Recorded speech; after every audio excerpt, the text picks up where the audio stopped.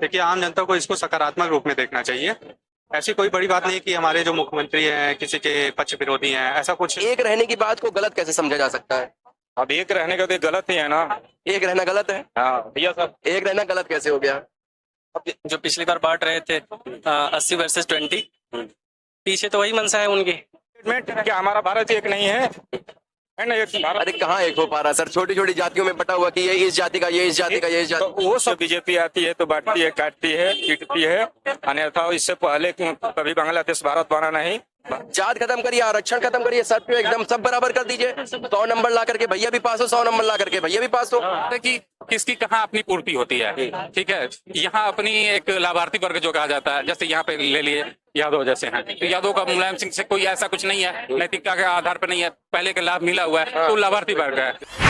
Hello दोस्तों, स्वागत है आप सबका आपके अपने YouTube channel Prayagraj talk town में। दोस्तों आज हम आ चुके हैं फिर से एक बार पब्लिक के बीच में, और यहाँ पर हम लोग जानेंगे पब्लिक का क्या कहना है और किस बारे में आज टॉपिक है हमारा। कि जैसे कि योगी जी ने कहा है, बटोगे तो कटोगे, एक रहोगे तो नेक रहोगे। इस बात को, इस पूरे वाक्य को आम जनता, प्रयागराज की आम जनता क्या समझती है, इसके बारे में बात करेंगे। और अगर आप नए हमारे चैनल को सब्सक्राइब, क्योंकि एक मात्र ये ऐसा चैनल है जो पूरे प्रयागराज का व्यूज, प्रयागराज के जनता का सोच विचार आप तक पहुंचाती है। मैं कृष्णा शर्मा, चलिए मिलते हैं और लोगों के पास। चलिए आइए देखते हैं क्या कहते हैं हमारी आज की जनता। एक रहना अच्छी बात है, अगर सब एक रहेंगे तो हम जल्दी आगे बढ़ेंगे। एक रहेंगे तो हम 2047 का जो विकसित भारत का लक्ष्य है उसको तुरंत हासिल करेंगे। तो एकता के साथ रहना तो सही है। लेकिन जो दूसरे पार्टी है वो कह रहे हैं इसको ये राजनीति रंग चढ़ाया जा रहा है, तो इस पे आप क्या कहेंगे? नहीं, अब एक रहना राजनीतिक रंग किस तरह, सब साथ में चले, सबका साथ हो, सबका विकास हो, तो ये अच्छी बात है एक रहना। इसमें कोई धार्मिक बात तो है नहीं कि लोग कह रहे हैं इसको तो धर्म में हमें तोड़ा जा रहा है ये बोल करके? नहीं, ऐसा कोई धार्मिक बात नहीं है।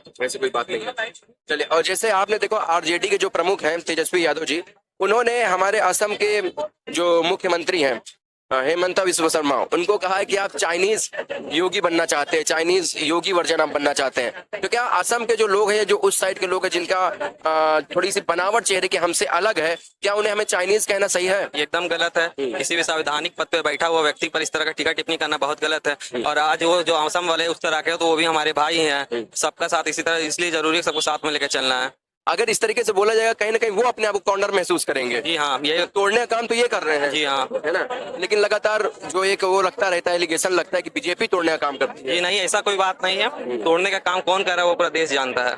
कौन बार बार जातियों को तोड़ने का बात कर रहा है, विभाजन का बात कर रहा है, वो पूरा देश देख रहा है। ये कहने की बात नहीं है। मैं तो योगी जी की बातों से पूर्णतः सहमत हूँ, क्योंकि हम जो है धर्म, जाति और किसी चीज के आधार पर बटे हुए नहीं हैं। हम साथ में हैं और हमें साथ में ही एकजुट रहने पे ही कुछ भी आगे हम कुछ अपने लाइफ में कर सकते हैं, या फिर एकजुट रहने पे ही। देखिए, हमारा जो स्पीसीज है, या फिर हम बोल सकते हैं कि हम ह्यूमन प्रजाति, हमारा जो प्रजाति है वो तो सेम है। तो किसी भी राजनेता के चलते और उनके भाषणों के चलते अगर आप कुछ बता रहे हैं और उसके जाति वगैरह के नाम पे बांट रहे हैं, तो वो तो गलत है। इसलिए एकजुट रहना तो बहुत सही बात है जो योगी जी ने कही थी। जो ये पहल है एक तरीके से सारी जातियों को एक साथ करने की, तो कहीं ना कहीं बिल्कुल सही है। हाँ, बिल्कुल सही है। क्योंकि जैसे जो कई सारी जातियां जो अपने आप को थोड़ा कॉर्नर्ड महसूस करती थी कि हम मेन स्ट्रीम में नहीं पहुंच पा रहे हैं, कहीं ना कहीं उनको एक तरीके से एक साथ लाने की ये पहल है। जी, जरूर। तो इसका बिल्कुल आम जनता जो है स्वागत कर रही है। जी जी, बिल्कुल स्वागत कर रही। मैं तो इसे बहुत पॉजिटिव वे में देखता हूँ कि समाज अगर जाति पे, धर्म पे और एथनिक ग्रुप पे बटेगा तो हम एज अ सोसाइटी बहुत ज्यादा डेवलप नहीं कर सकते। तो अगर हम ये सोच रहे हैं कि आने वाले टाइम में हम अपने देश को सुपर पावर बनाए, तो हमें कास्ट से, रिलीजन से, इन सब से ऊपर उठ के सोचना चाहिए। और मुझे तो लगता है कि अगर मैं तो इसे पॉजिटिव वे में देखता हूँ कि सोसाइटी को काफी इंटीग्रेटेड रहना चाहिए और सबको मिलकर अपना जो है अपना कंट्रीब्यूशन दे। लेकिन जो विपक्षी दल है वो कह रहा है कि इसमें भी वो योगी जी बांटने की कोशिश कर रहे हैं, हिंदू मुस्लिम करने की कोशिश कर रहे हैं। इसको कैसे आप देखते हैं? अब ये तो विपक्षी बेहतर बता सकता है, क्योंकि मैं पर्सनली इस स्टेटमेंट को मैंने सुना नहीं है, तो मैं नहीं बता सकता।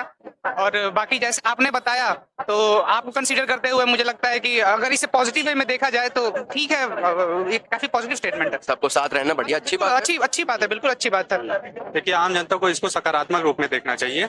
ऐसी कोई बड़ी बात नहीं कि हमारे जो मुख्यमंत्री हैं किसी के पक्ष विरोधी हैं, ऐसा कुछ जो नीतियां बना रहे हैं योगी जी, हाल ही फिलहाल में देखे होंगे आपके अभी परीक्षा के लिए सब कुछ मिले, मतलब ऐसा कुछ है नहीं कि हाँ आपको नकारात्मक रूप में देखना चाहिए। बाकी तो सब ठीक ही है। एक ऐसा एटमॉस्फेयर क्रिएट किया जा रहा है कि जो आज का युवा है वो बीजेपी से, योगी जी से बड़ा ही मतलब एंटी है, उनसे अगेंस्ट है। तो ऐसा क्या कुछ है क्या?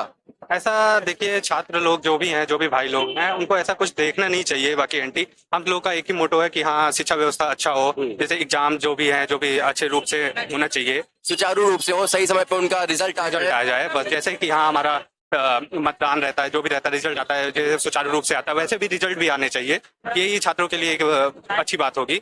बाकी तो सब ठीक ही है। जिस पर आपने पुलिस का एग्जाम देखा, अच्छी तरीके से एग्जाम हुआ। बाकी इस बार इसकी बहुत ज्यादा प्रशंसा हुई, पूरे देश में प्रशंसा हुई। योगी जी ने भी हाल ही में प्रशंसा की कि हाँ, अच्छी तरीके से ऐसे ही परीक्षाएं हों, अच्छी तरीके से हो, कोई मतलब वो हो ना, मतलब धांधली वगैरह कुछ ना हो, तो जैसे छात्र का जो है वो मनभावना बढ़ेगी और इससे अच्छा रिजल्ट आएगा आगे।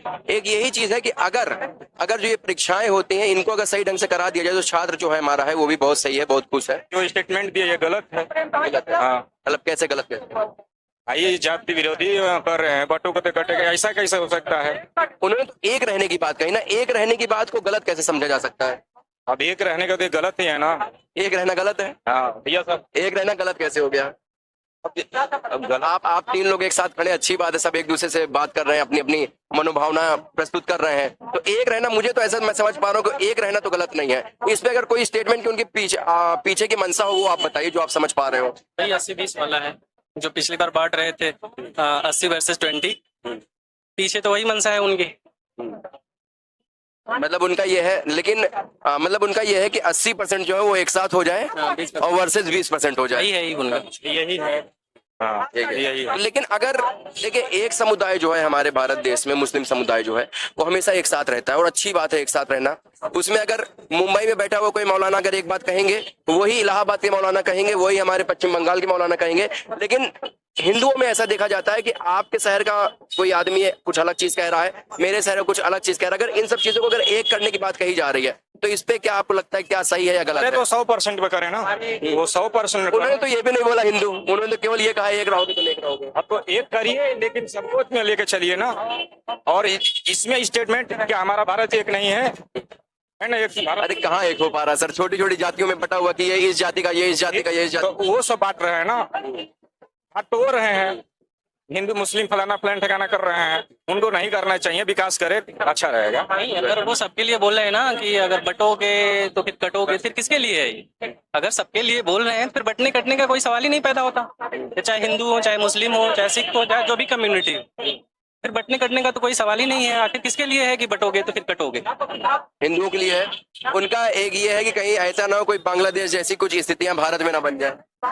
वो ऐसा मतलब सोच रहे होंगे, मुझे ऐसा लगा। उन्होंने ऐसा कहा नहीं है, मैं अपने से बता रहा हूँ कि शायद वो इस परिप्रेक्ष्य में उन्होंने बोला हो, जो भी हो यार। क्योंकि इस बीच ये बहुत सारी बातें इस तरह की जो है वो चल रही है भारत देश में, इसलिए मैंने कहा। ये लोग, ये जो बीजेपी आती है तो बांटती है, काटती है, पीटती है। अन्यथा इससे पहले कभी बांग्लादेश भारत बना नहीं। भारत स्वतंत्र है, स्वतंत्र रहेगा। यहाँ सब भाईचारा होना चाहिए। और जब बीजेपी आती है तो प्रोपेगेंडा फैलाती है कि बटोगे कटोगे, 80 और 20 के समीकरण बनाती है। देखा जाए तो विकास पर देश को चलना चाहिए, कहीं योगी जी के चलना चाहिए। यहाँ हम लोगों के तरसता है जो जीवन में, ये यापन करना चाहिए। और तो हमें नहीं लगता है किस तरह से भाषा बोलना चाहिए। 80 होना ही नहीं चाहिए। यदि आप मुख्यमंत्री हैं तो 100 पर ले चलिए, और 100% रोजगार दीजिए, न कि 20% रोजगार दीजिए। तो हम लोग यही कहना है।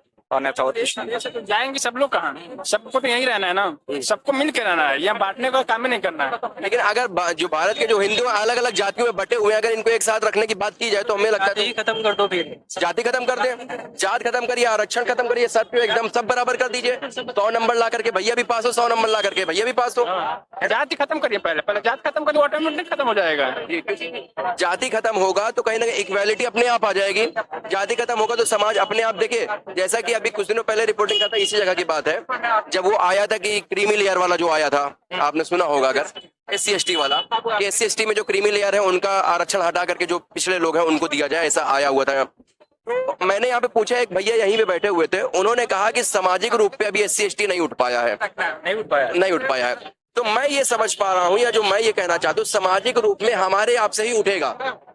सामाजिक रूप में कोई SC ST का अगर इंसान है, बंदा है, तो उसका सामाजिक स्तर कैसे उठेगा? हमारे आप से ही उठेगा। सही बात है या गलत बात है?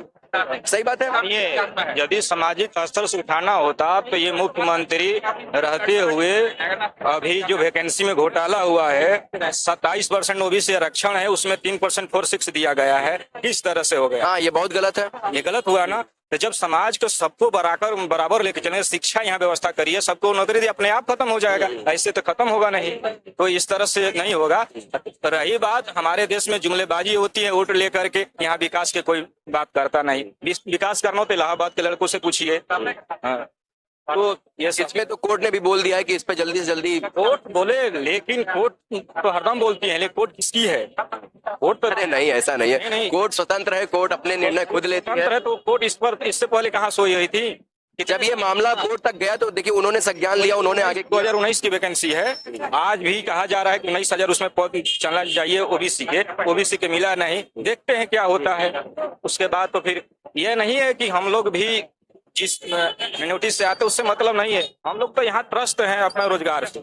आज देखिए वो क्या है, 30 की एज में घर चलाना चाहिए, 30 की एज में हम लोग रोड चला रहे हैं। तो ये सही है और देखा जा रहा है जो सरकारें सब अच्छी होती हैं, नीतियाँ खराब होती हैं। सरकार के लिए एक स्टूडेंट की हैसियत से आप कुछ कहना चाहेंगे सरकार को?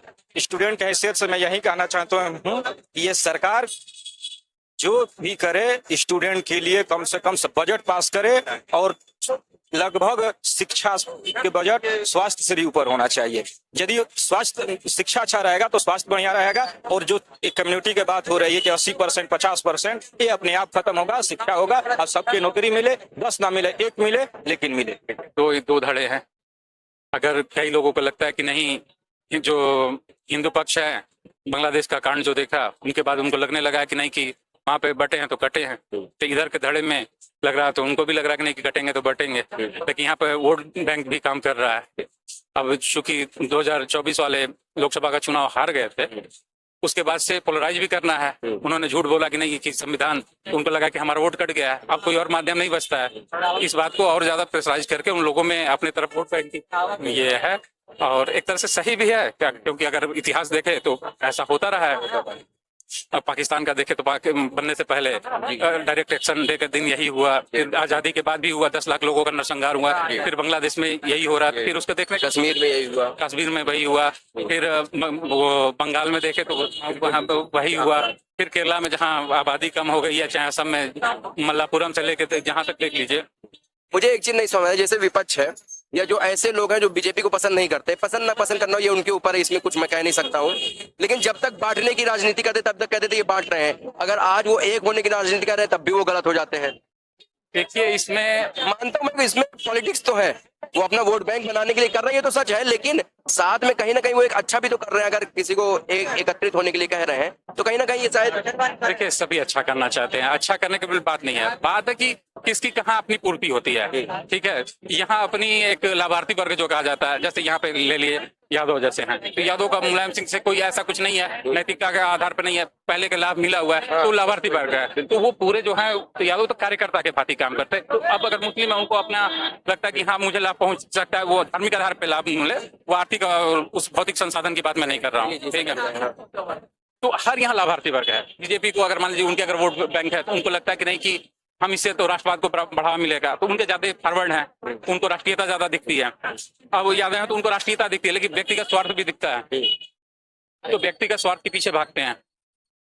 मेन सबका लाभार्थी वर्ग है, हर कोई अपना अपना लाभार्थी है। और हाँ, कोई राष्ट्रवाद के नाम पे है, कोई अपने राष्ट्रवाद में अपना सम्मान, व्यक्तिगत सम्मान हुआ है। यहाँ पे ओबीसी लड़ाई, सामान्य वर्ग की लड़ाई, तो सामान्य वर्ग के पास आर्थिक संसाधन है, तो वो आर्थिक संसाधन के वो उसको नहीं चाहिए, उसको चाहिए सम्मान। सम्मान अब लगता है कि नहीं कर मेरा ही अगर वर्चस्व मतलब बीजेपी में अपना वर्चस्व खोजता है कि नहीं कि मुझे सम्मान मिलेगा, इसलिए उसका लाभार्थी है। अब ओबीसी में अलग अलग जातियां, जैसे यादव को ले लिए तो मुलायम सिंह के पीछे, अब एससी में ले लिए तो मायावती के, वो लाभार्थी है। हर कोई लाभार्थी है जिसका अपना लाभ का पूर्ति होता है जहां से होता है, लेकिन हम भौतिक संसाधन ज्यादा मायने रखते हैं। चलिए ठीक है, आइए हम लोग और आगे बढ़ेंगे और देखेंगे लोगों की और क्या